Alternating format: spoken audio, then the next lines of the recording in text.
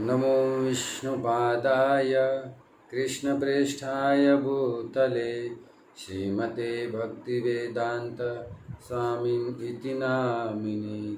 नमस्ते सरस्वते देवे गौरवाणी प्रचारिणे निर्विशेषशून्यवादी पाश्चात्यदेशतारिणे।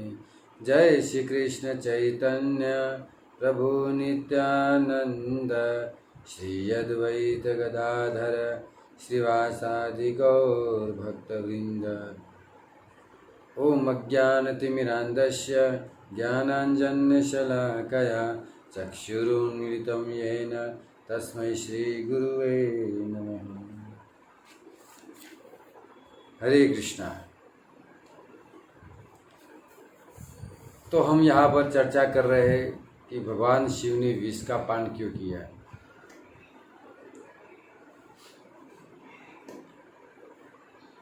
भगवान शिव ने विष पान जब किया, जब इस समुद्र से जब पहले विष निकला तब पूरा संसार में हाहाकार मच गया कि इतना ये विष, भयानक विष कालकूट नामक का अगर इस पृथ्वी पे अगर गिर गया तो पूरी पृथ्वी का नाश हो जाएगा। कोई भी जीव जंतु जिंदा नहीं रहेंगे, सब मर जाएंगे।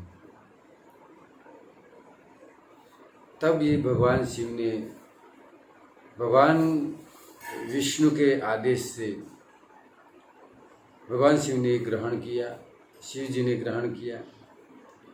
तो संसार का कल्याण हेतु, संसार का उद्धार के हेतु, सृष्टि की रक्षा करने के लिए भगवान शिव ने इस विष का पान किया।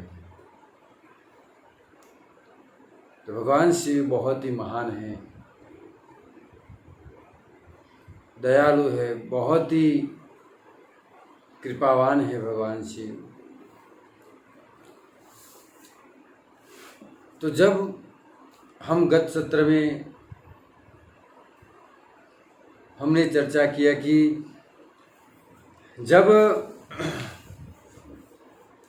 इन लोगों ने मंदराचल को मंथन के लिए समुद्र में रखा और वासुकी को ये रस्सा बनाया। रस्सा बनाने के बाद दोनों टीम आमने सामने खड़ी है और दोनों टीम मजबूत है, बलवान है, लेकिन फिर भी इतने बलवान होने के बावजूद ये जो मंदराचल था वो समुद्र में डूब गया है। सारे चिंतित हो गए कि अब इतनी मुश्किल से हमने समुद्र मंथन का प्रारंभ किया, ये मंदराचल को समुद्र में लाए और इसका हमने मंथन शुरू किया, लेकिन क्या हुआ, मंदराचल समुद्र में डूब गया। सब लोग का निस्तेज हो गए, सब लोग, सब उदास हो गए, सब नाराज हो गए कि अब क्या करें, ये पहाड़ तो समुद्र में गिर गया, अब उससे बाहर लाए कैसे, कौन लाएगा उससे बाहर। सब लोग इस बात से चिंतित थे। तब भगवान विष्णु ने अद्भुत रूप धारण किया। भगवान ने कश्यप का रूप धारण किया। कश्यप का अर्थ होता है कछुआ। कछुए का रूप भगवान ने धारण किया। कहते हैं विलोक्य विघ्न ईश विधिम तदा ईश्वर दुरंत वीर्य अवितथ अभिसंधि कृत्वा वपु कश्यप अद्भुतम महत प्रविश्य तोयम गिरि उज्जहार। कहते कि अनंत शक्तिशाली भगवान कश्यप ने अद्भुत रूप धारण किया। अब अद्भुत का अर्थ होता है कि बहुत ही विशाल, विकराल रूप धारण किया। अब सोचिए कि ये मंदराचल का जो विस्तार था वो कुछ छोटा सा पर्वत नहीं था, बहुत ही बड़ा पर्वत था। कहा जाता है कि वो 8 माइल बड़ा था, 8 माइल जितना बड़ा। अब सोचिए 8 माइल का तो पहाड़ था, तो भगवान ने उस पर्वत को अपनी पीठ पर जब रखकर जो बाहर आए, तो सोचिए भगवान ने कितना विशाल रूप लिया होगा। अनंत शक्तिशाली, अनंत का अर्थ होता है जिसका अंत नहीं, अनंत, जिसकी गणना कोई नहीं कर सकता है, कोई नहीं कर सकता है भगवान की शक्ति कितनी है। इसीलिए भगवान को अनंत कहा जाता है,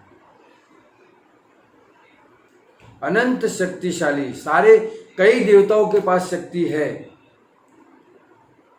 लेकिन उनकी शक्तियों का कुछ माप होता है, नाप होता है, लेकिन भगवान की शक्ति अनंत है। तो फिर से देवताओं पर कृपा करने के लिए भगवान विष्णु ने कश्यप का रूप धारण किया और इस मंदराचल को अपनी पीठ पर लांद कर वो भगवान कश्यप बाहर आए।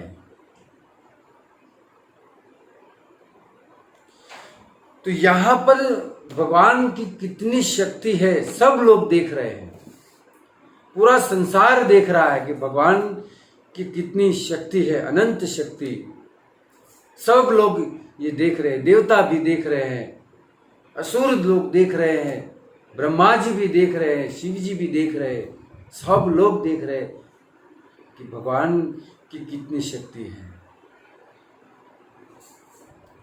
आज के जितने भी छोटे मोटे जो भगवान अपने आप को भगवान मानकर बैठे हुए हैं, अगर उनकी पीठ पर एक गेहूं की बोरी, एक गेहूं की गोनी अगर उनकी पीठ पर लाद दी जाए, सारा भगवत तत्व बाहर निकल जाएगा। एक इतना बड़ा पत्थर उनके सर पर रखा जाए तो सारा भगवत्ता बाहर निकल जाएगी। लेकिन यहां पर भगवान विष्णु ने कश्यप का रूप लेकर पूरे मंदराचल को अपने पीठ पर लांदकर बाहर आए। एक सोचने जैसी बात है। आज हम कहां भटक रहे हैं, किनकी शरण में हैं,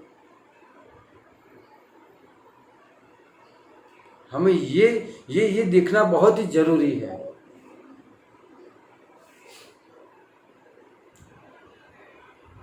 कोई बाबा भगवान बन गया, कोई फलाना भगवान बन गया, कुछ भगवान जेल में चले गए, कुछ अभी जाने की तैयारी है, कोई ऊपर जाने की तैयारी है, किसी की जेल में जाने की तैयारी है, लेकिन तैयारी कर रहे, कोई नरक में जाने के लिए तैयारी कर रहे। ऊपर तो कोई ऐसा पाखंडी जाएगा ही नहीं, क्योंकि गीता में भगवान ने कहा है ऊर्ध्व गच्छन्ति सत्वस्ता, मध्य तिष्ठन्ति राजसा और अधो गच्छन्ति तामसा। जगन गुण उत्तिष्ठा। भगवान गीता में कहते हैं कि जो सत्व गुण में रहता है, जो भगवान की भक्ति करता है, सत्व गुणी है, वो ऊपर के लोगों को प्राप्त होता है। और ऐसे अपने आप को भगवान मानने वाले पाखंडी लोग वो अधोगति को जाते हैं।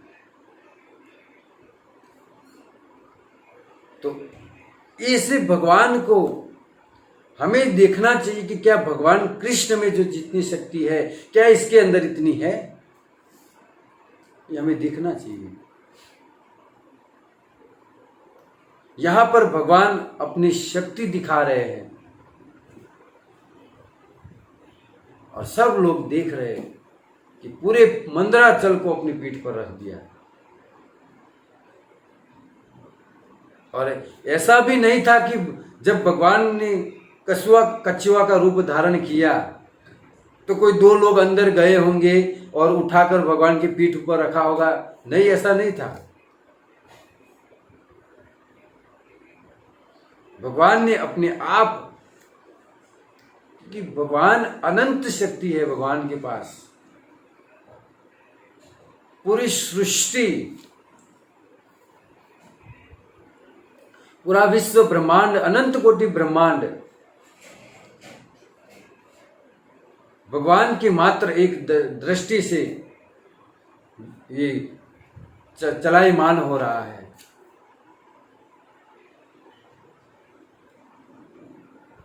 फिर भी ऐसे मूर्ख लोगों के पीछे सब लोग दौड़ते हैं। तो यहाँ पर भगवान ने पूरे मंदराचल को अपनी पीठ पर लांद कर जब बाहर आए तो सारे लोग खुश हो गए और असुर लोग जब ये पहाड़ ये समुद्र में डूब गया तो समझो दोनों के ऊपर संकट आया, असुरों के ऊपर भी और देवताओं के ऊपर भी, दोनों के भी ऊपर संकट आया। लेकिन असुरों ने क्या सोचा कि हमारे किस्मत में ही नहीं होगा, हमारे भाग्य में नहीं होगा। ये असुर लोग की सोच है। जब देवता लोग क्या सोचते हैं कि ये भगवान की लीला हो रही है, भगवान की कृपा हो रही है।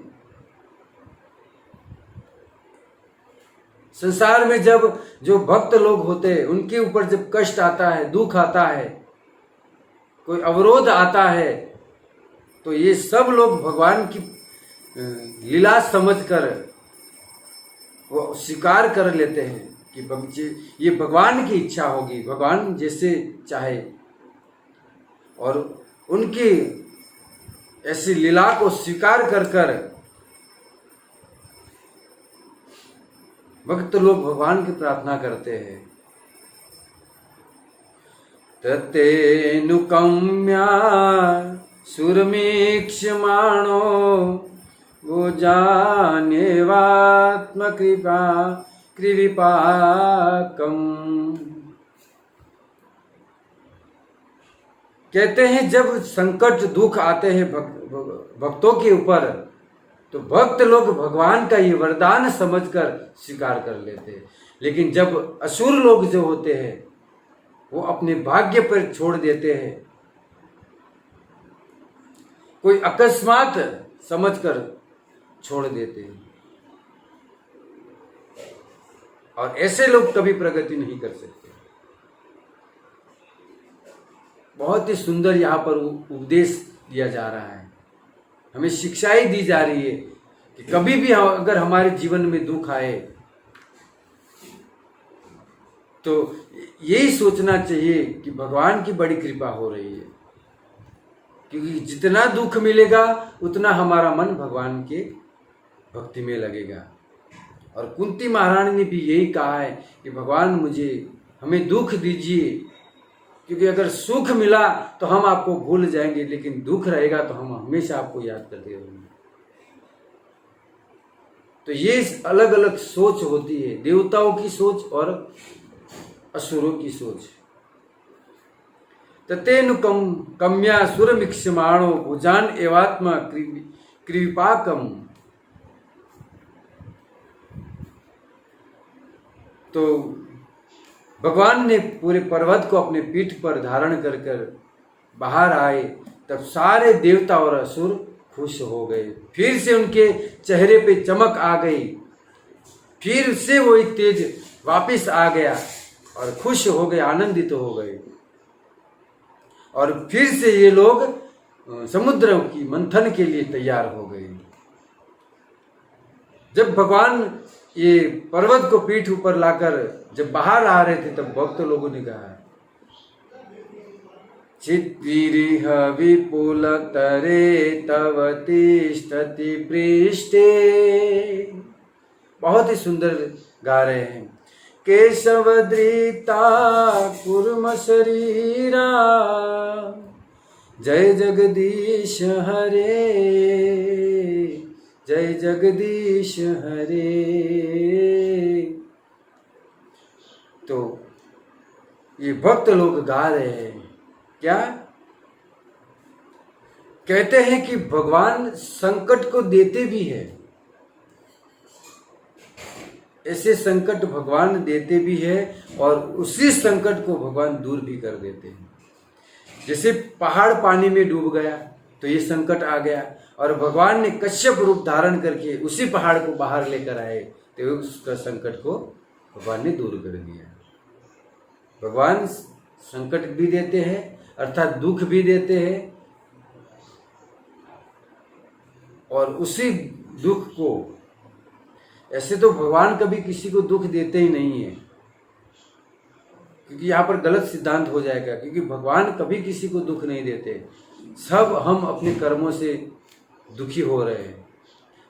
लेकिन अगर जो कोई भगवान की भक्ति करता है तो उसी दुखों को सहन करने की भगवान शक्ति प्रदान करते हैं।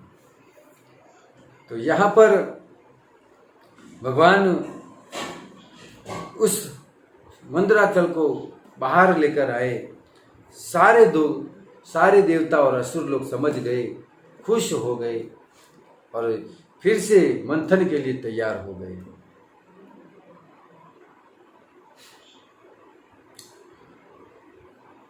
और पर्वत की साइज मैंने कहा कि 8 माइल जितना बड़ा था ये पर्वत। सोचिए भगवान ने कितना विशाल रूप लिया होगा। भगवान की अनंत शक्ति है, लेकिन ये भक्त लोग मात्र समझ सकते हैं, असुर कभी नहीं समझ सकते हैं। क्योंकि जो भगवान की भक्ति करता है वो समझ लेता है कि भगवान अनंत कोटि की ब्रह्मांड के नाथ है, अनंत शक्तिशाली है। लेकिन असुर लोग ये नहीं समझ सकते। तो इसी तरह भगवान ने इस मंदराचल को बाहर लाए, सब लोग खुश हो गए और फिर से सब लोग मंथन के लिए तैयार हुए। अब कल मंथन होगा और कल ये विष बाहर निकलेगा और भगवान शिव उसका पान करेंगे। सारे देवता और असुर सब मिलकर भगवान की स्तुति करेंगे, भगवान शिव की स्तुति करेंगे, बहुत ही सुंदर स्तुति करेंगे। और भगवान शिव तैयार होंगे। भगवान उनको कहेंगे कि भोलेनाथ आप उसको ग्रहण कीजिए, क्योंकि मुझे तो माखन और मिश्री खाने की आदत है, ये विष का टेस्ट मुझे अच्छा नहीं लगता है, इसलिए आप इसे ग्रहण कीजिए। तो कल हम देखेंगे कि ये मंथन होगा और विष बाहर आएगा और भगवान शिव उसी विष का पान करेंगे। तो आज हम यहाँ पर विराम देते हैं। जय शिव प्रभु, हरे कृष्णा।